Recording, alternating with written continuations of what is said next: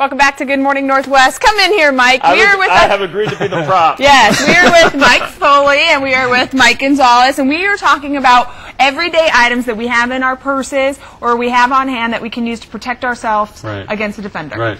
I mean, an attacker. Magazine. Just a little thing like this. You roll it up nice and tight. I have agreed to be hit with this magazine. And the idea of this, let's say you're throwing a punch. I see. I throw a punch. Come in right here with a block. Ooh, wow. And you can use this thing just like a club. That really hurts. Seriously. I did it kind of light, so it wouldn't hurt too much. Make a lot of noise. But when you get it really, really tight, it is a piece of wood. Wow. I mean, honestly, I did not realize how thick and strong that is. This is awesome. This is a weapon right here. Now, say you're walking along, you just got out of the library, and you got your little hardbound book, and you're just going along. This thing right here, if somebody comes up to aggress you, put it in front of you. Now, you can either use it to block right into here, you can smash that right into their nose. You take the edge right up under the chin, under the nose. Right up here.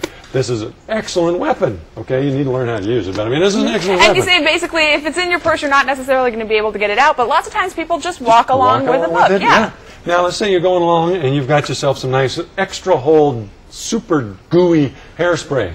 Put your hand in your purse, get a hold of it, and bring it out. If you don't have mace, you bring this up, and you can spray this super glue stuff right in their eyes. Now, first of all, it's going to cover it, and then they're going to shut. When they shut, keep spraying. You just glued their eyes shut. You just gave her a lot of ideas. This next segment, I'm going to be all beat up. Yep, that'll be good. That'll be good. These kind of brushes right here, on this end sticking out right here, there's your weapon, right into the solar plexus, up to the throat, the temple. You can take this part right across the eyes. We've got all kinds of things on this table laid out. We're going to go through and use Mike as our dummy. We also have my purse and our producer's purse. We're going to go through them and see if there's any weapons in there. All right, Michael Foley, thanks so much. Thanks, Mike. We've got more Good Morning Northwest coming up. Stay with us through my purse this morning. We're talking about everyday items that you carry around that you can use to defend yourself if you're being attacked. Now, you said actually you can use the bag itself to fend off somebody. That's right. And the best way to do that is instead of, you know, like people think, make a big old swing out of it, is if you just keep it down low,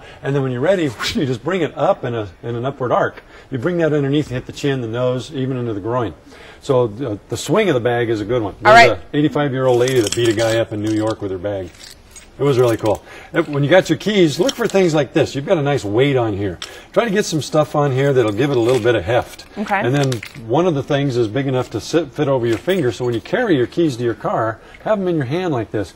That way, if you do a palm strike or even slap the person, you've got keys in there that are going to do a lot more damage, get them all worried about it. And this is something that we are going to have readily available when we're headed out the door, because more than likely you're headed to your car. Yeah, and you either walk it with your hand in your purse or just have your keys in your hand with that ring on there. Okay, this is one way to do it, but there is also another way. If you keep your keys on a lanyard like this one. Yeah.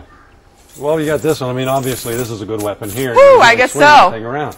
So it's learning how to use it, one thing, but, you know, just playing with it and learning how to just swing it and hit something. Okay, really something else you found in one of our purses today, a comb. Yeah, well, this comb right here is awesome. It's plastic. It's really hard.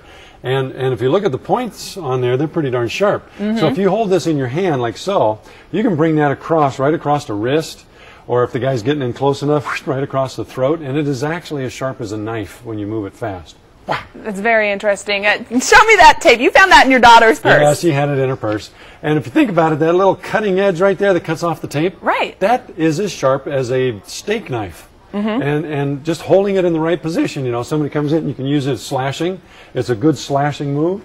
We've got the typical Sharpie. All right. And you can hold that. And but then, the of course, Sharky is what you introduced me to today. This is the big one. It's made out of steel. It's specifically designed to use against an alleged attacker. Yeah, it's a Sharpie on steroids.